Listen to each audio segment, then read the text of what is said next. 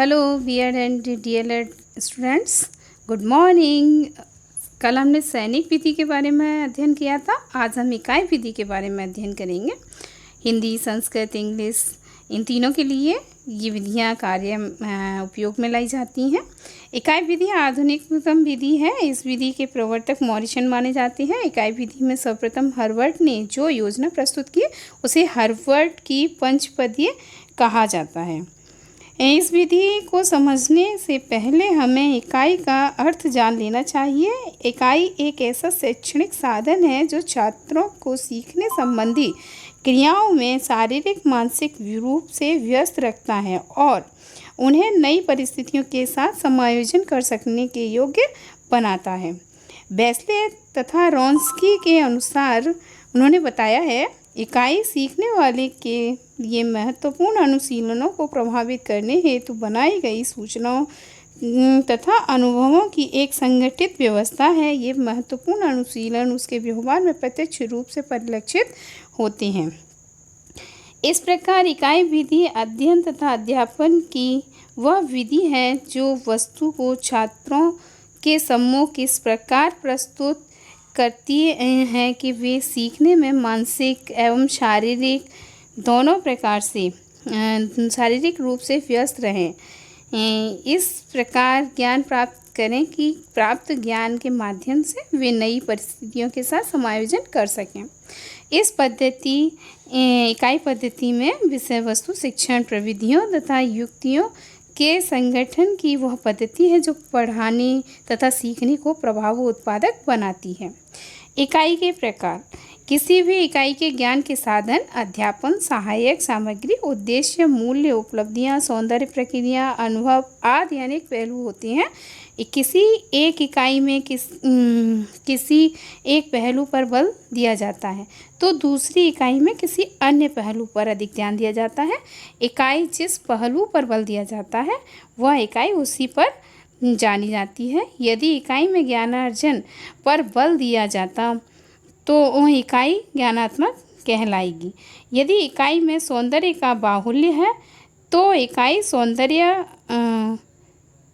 सौंदर्यात्मक कहलाएगी। इसी प्रकार इकाई में अनुभवों की अधिकता होने पर इकाई अनुभवात्मक हो जाएगी। नेक्स्ट है साधनात्मक इकाई। साधनात्मक इकाई किसी बड़े पाठ से संबंधित शैक्षणिक सामग्रियों तथा क्रियाओं का संग्रह है।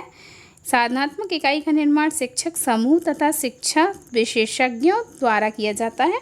इसके निर्माण में पाठ्यक्रम निर्माताओं, शिक्षा विभाग, शिक्षा संस्थाओं तथा अन्य सामाजिक संस्थाओं की सहायता ली जा सकती है। इनका निर्माण छात्रों के किसी एक समूह विशेष के लिए नहीं किया जाता, वरन यह तो एक विशेष स्तर पर के समस्त छात्रों तथा समस्त विद्यालयों के लिए बनाई जाती है। निर्माण के उपरांत इसे मुद्रित कराया जाता है और बाजार में विक्रय किया जाता है। इनमें किसी एक स्तर पर विषय की किसी एक इकाई की शैक्षणिक व्यवस्था की विस्तृत रूपरेखा एवं विस्तृत विषय वस्तु दी हुई होती है। नेक्स्ट है अध्यापनात्मक इकाई। साधनात्मक इकाई छात्रों को किसी विशिष्ट समूह के लिए नहीं बनाई जाती, किंतु अध्यापनात्मक इकाई का निर्माण अध्यापक द्वारा छात्रों के किसी विशिष्ट वर्ग हेतु किया जाता है। इसके निर्माण में अध्यापक साधनात्मक इकाई की पूरी सहायता लेता है। अध्यापनात्मक इकाई साधनात्मक इकाई के आधारों से पृथक नहीं की जा सकती। साधनात्मक इकाई पर्याप्त मात्रा में अध्यापनात्मक इकाई को प्रभावित करती है। जहाँ तक अध्यापनात्मक इकाई की रूपरेखाओं का प्रश्न है, वह साधनात्मक इकाई के समान ही होती है। नेक्स्ट है इकाई के संगठन। इकाई के अनुसार हार्वर्ड के अनुसार जो है इकाई संगठन में तैयारी, प्रस्तुति, तुलना, सामान्यीकरण, इस तरह के प्रयोग, इन 5 पदों को अपनाया गया है आवश्यक रूप से। हार्वर्ड के शिष्य राइन ने उसमें 6ठा और जोड़ दिया था, उद्देश्य कहा जाता है जिसे। कालांतर में हार्वर्ड की इन 5 पदों पर प्रचार प्रसार हुआ और तीव्र आलोचनाएं भी हुई। इन आलोचनाओं के फलस्वरूप इकाई संगठन के नए रूप आए। इन नए रूपों में चार्ल्स ए मैकमरी, जॉन ड्यूवी तथा मॉरिसन के संगठन प्रमुख रहे। इन संगठन के इन रूपों में वास्तविक रूप में मॉरिशन के संगठन का ही रूप मौलिक है। मैकमेरी ड्यूवी के रूप हार्वर्ड के रूप में का ही एक परिवर्तित रूप है।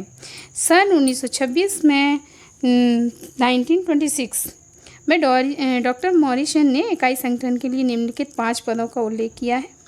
पहला है पूर्व ज्ञान। इस पद में अध्यापक छात्रों के पूर्व ज्ञान का पता लगाता है। दूसरा है प्रस्तुतिकरण। यहाँ अध्यापक नवीन ज्ञान को छात्रों के सम्मुख प्रस्तुत करता है। तीसरा है आत्मीकरण। इसमें छात्र नए ज्ञान को आत्मसात करने हेतु अनेक क्रियाएं करती हैं, जैसे पढ़ना, लिखना, बातचीत करना, विवाद करना, पूछना, तर्क करना, परामर्श आदि। इस पद में कक्षा की व्यवस्था अव्यवस्थित हो सकती है। नेक्स्ट है संगठन। इस पद में अव्यवस्थित कक्षा को पुनः एकत्रित कर कक्षा के प्रत्येक छात्र से उसके द्वारा ज्ञान अर्जित किया जाता है और जिसका कि तार्किक और बोधगम्य रूप से लिखने को कहा जाता है। अभिव्यक्ति होती है। अंत में छात्र अध्यापक छात्रों से अर्जित ज्ञान को विभिन्न प्रकार से दोहराता है। अच्छी इकाई में ज्ञान, कौशल, प्रयोग, रुचि, क्रिया तथा योग्यताओं के विचार विमर्श की शक्ति के विकासार्थ हेतु पर्याप्त सामग्री होती है।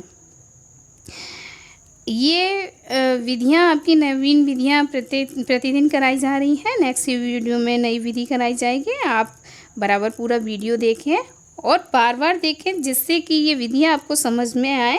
ये विधियाँ आपके आरपीएससी एग्ज़ाम में कोई भी कंपटीशन देंगे उसमें आपकी लैंग्वेज विधियाँ हैं जो कि कार्य में आएंगी, प्रयोग में आएंगी। इन विधियों को आप अच्छी तरह से कर लें और अच्छे से करें। बहुत बहुत धन्यवाद।